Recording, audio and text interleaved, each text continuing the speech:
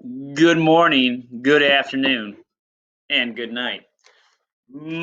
Today, we are continuing with our study of myths.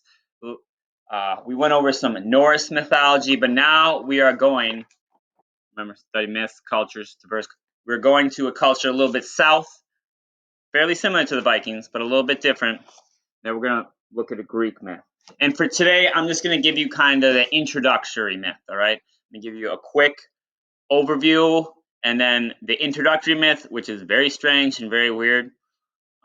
Again, there's nothing you have to do in response to this necessarily, but I do want you to try to make the connections because you're going to hear a lot of names and a lot of words that are familiar to you. Because again, just like Thor and Odin, these myths have kind of slowly filtered down into our daily life, and we just don't even know it.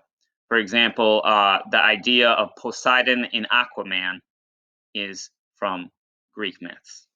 And I will continue.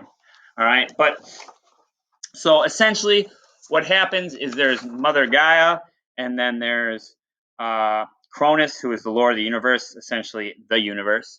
And then they have some babies. All right. That is the beginning of it. And the specific meat that I'm going to read about Zeus and his family and how it came to be. All right. So, I forgot to tell you, Cronus, after he had Zeus and his brothers and sisters, he ate them all except for Zeus. We'll get to that. Zeus was tended by gentle nymphs and was nursed by the fairy goat Amalthea. From the horns of the goat flowed ambrosia and nectar, the food and drink of the gods. Zeus grew rapidly, and it was not long before he strode out of the cave as a great new god. To thank the nymphs for tending him so well, he gave them the horns of the goat. They were horns of plenty and could never be emptied. From the hide of the goat he made for himself an impenetrable breastplate, the aegis, and now he was so strong that Cronus could do nothing against him. Young Zeus chose Metis, a Titan's daughter, for his first wife. She was the goddess of prudence, and he needed her good advice. She warned him not to try alone to overthrow his child-devouring father, for Cronus had all the other Titans and their sons on his side. First, Zeus must also have strong allies. Metis went to Cronus and cunningly tricked him into eating a magic herb. He thought that the herb would make him unconquerable. Instead, it made him so sick that he vomited up not only the stone he had swallowed, but his 5 other children as well. Those are his brothers and sisters. They were the gods Hades and Poseidon, and the goddess Hestia, Demeter, and Hera. Almighty gods who right away joined forces with Zeus. When Cronus saw the 6 young gods riding against him, he knew that his hour had come, and he surrendered his power and fled. Now Zeus was the lord of the universe. He did not want to rule alone. He shared his powers with his brothers and sisters, but the Titans and their sons revolted. They refused to let themselves be ruled by the new gods. Only Prometheus and his brother Epimetheus left the Titans to join Zeus, for Prometheus could look into the future, and he knew that Zeus would win. Zeus freed the monstrous sons of Mother Earth from Tartarus. Gratefully, the 100 armed ones fought for him with all their strength, and the Cyclopses forged mighty weapons for him and his brother. Cyclopses, you might be familiar with, they're kind of like giant monsters with one eye. Yes, they came from Greek myths. They made a trident for Poseidon. You know, tri means 3. That's because it's a sphere with 3 little points, the trident. It was so forceful that when he struck the ground with it, the earth shook, and when he struck the sea, frothing waves stood mountain high. For Hades, they made a cap of invisibility so he could strike his enemies unseen, and for Zeus they forged lightning bolts. Armed with them, he was the mightiest god of them all. Nothing could stand against him and his thunderbolts. The Titans fought a bitter battle, but at last they had to surrender, and Zeus locked them up in Tartarus. The 100 armed monsters went to stand guard at the gates to see that they never escaped. Atlas, the strongest of the Titans, was sent to the end of the world to carry forever the vault of the sky on his shoulders. You probably heard that before, Atlas holding up the world. There's many statues of that, also Greek mythology. Angry with Zeus for sending her sons, the Titans, into the dark pit of Tartarus, Mother Earth now brought forth 2 terrible monsters Typhon and his mate Echinidia, and sent them against Zeus. They were so fearful that when the gods saw them, they changed themselves into animals and fled in terror. Typhon's 100 horrible heads touched the stars, venom dripped from his evil eyes, and lava and red-hot stones poured from his gaping mouths. Hissing like 100 snakes and roaring like 100 lions, he tore up whole mountains and threw them up at the gods. Zeus soon regained his courage and turned, and when the other guys saw him taking his stand, they came back to help him fight the monster. A terrible battle raged, and hardly a living creature was left on earth, but Zeus was fated to win, and as Typhon tore up huge Mount Etna to hurl at the gods, Zeus struck it with 100 well-aimed thunderbolts, and the mountain fell back, pinning Typhon underneath.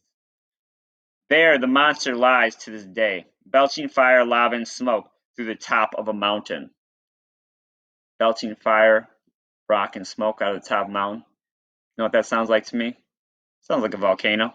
But back in the day, they did not have that great of science, so they came up with this. That's the reason why there are volcanoes. Echinida, his hideous mate, escaped destruction. She cowered in a cave, protecting Typhon's dreadful offspring, and Zeus let them live as a challenge to future heroes. All right, so Typhon's dreadful. Okay, so here is a picture of Zeus with his thunderbolts, supposedly. It's a drawing, obviously, not photograph. And here is actually Echinidia, and then later in other Greek myths, there's a bunch of monsters underneath here that come up later. For example, the Hydra, the Sphinx, Chimera, Aladdin, Cerberus, beheaded dog.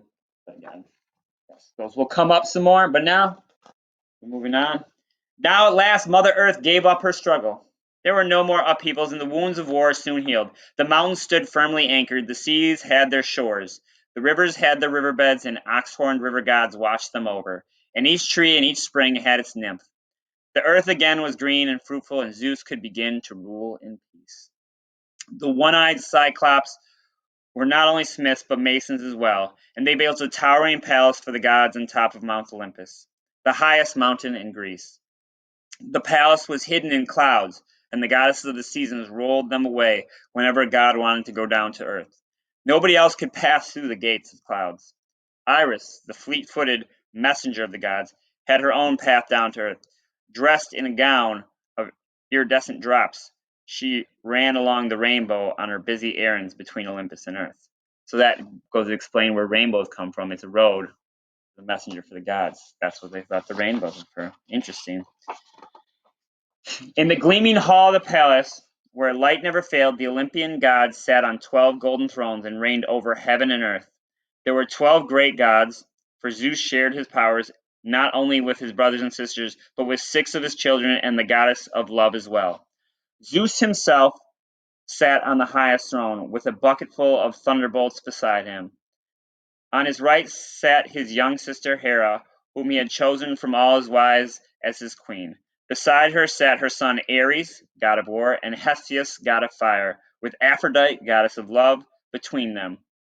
Next was Zeus's son Hermes, the herald of the gods, and Zeus's sister Demeter, goddess of the harvest, with her daughter Persephone on her lap. On the left of Zeus sat his brother Poseidon, the lord of the sea.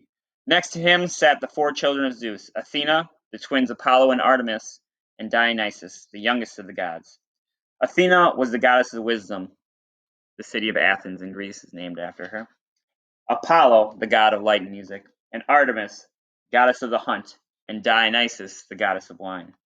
Hestia, the eldest sister of Zeus, was goddess of the hearth. That's a fancy name for a fireplace. She had no throne, but tended the sacred fire in the hall, and every hearth on earth was her altar. She was the gentlest of all the Olympians. Hades, the eldest brother of Zeus, was the lord of the dead. He preferred to stay in his gloomy palace in the underworld and never went to Olympus. The gods themselves could not die, for divine ichor flowed in their veins instead of blood. Most of the time they lived happily together, feasting on sweet-smelling ambrosia and nectar. But when their wills clashed, there were violent quarrels. Then Zeus would reach for a thunderbolt, and the Olympians would tremble and fall to order, for Zeus alone was stronger than all the other gods together. And so that here's a little picture, and there supposedly Mount Olympus. That is an actual mountain in Greece, and so they thought that the gods hung out at the top of Mount Olympus. But that explains that. And as we went through that, hopefully you probably did recognize some names and some words that were that have filtered down into today. And you can also see in that directly how myths were used to explain things they didn't understand, such as a volcano. There's obviously a monster trapped under the volcano. That's what's making the lava come out. That was their reasoning. Also, you are also very familiar. Those kind of gods and goddesses also kind of went into Roman society. And you probably know a lot of those because most of our planets are named after them. For example, Jupiter is Zeus's name in Roman mythology. Neptune is Poseidon's name. Pluto is Hades' name.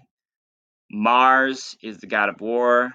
Venus is the goddess of beauty in Roman mythology. So again, these stories that were told thousands of years ago have kind of like played a long game of telephone, and little bits and pieces have trickled down, and we still get them to this day.